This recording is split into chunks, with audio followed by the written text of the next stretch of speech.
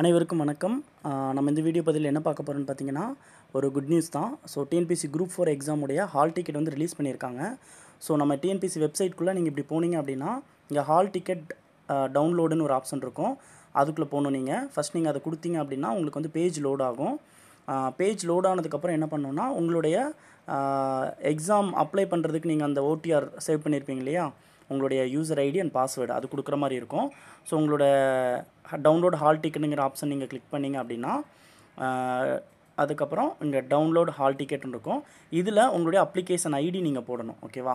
So உங்களுடைய application ID வந்து நீங்கள் அப்ளை பண்ணும்போது உங்களுக்கு டீட்டெயில்ஸ் நீங்கள் கொடுத்துருப்பீங்க இல்லையா, அந்த பிடிஎஃப்லேயே பார்த்தீங்க அப்படின்னா அந்த அப்ளிகேஷன் ஐடி இருக்கும். ஸோ என்னோடய அப்ளிகேஷன் ஐடி நான் போட்டாச்சு.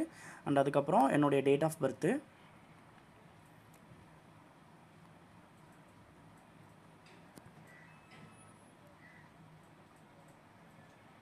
அண்டு இயர் இதெல்லாம் நீங்கள் போட்டிங்க அப்படின்னா உங்களுக்கு வந்துடும்.